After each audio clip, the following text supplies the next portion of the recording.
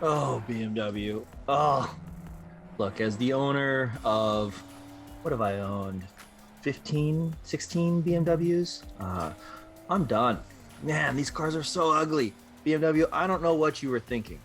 So, BMW announced the 2022 2 Series today, and the last generation 2 Series was this sort of beacon of hope in a dismal sea of blah from BMW. The M2 CS is probably the best car that BMW has ever produced. It's quick, it's fun to drive, it has great steering, it has great damping, it looks really great. And they're just really fun to drive. I actually owned an M2 competition and tracked it a bit and really enjoyed that car.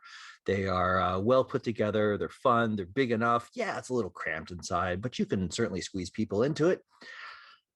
And it speaks to a piece of the market that BMW has just forgotten about.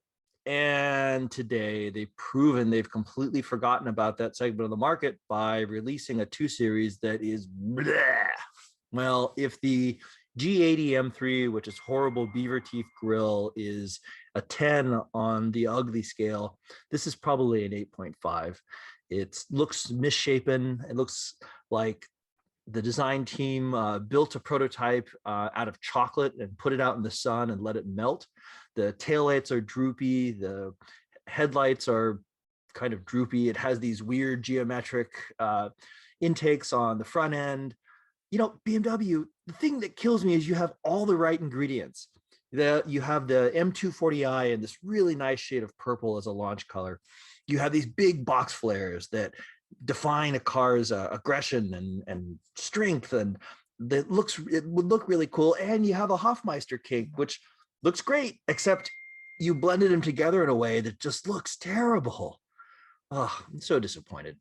And not only this, but you made the car 2 inches bigger, 2 inches wider, and you gave us an M240i with all-wheel drive. Come on, BMW, we don't need that. That's not what we want. This is a nearly 3,900 pound 2 Series. This is supposed to be the smallest car you make, and it weighs almost as much as a 7 Series did in 20 years ago. That's just crazy. You made this huge car that nobody needs.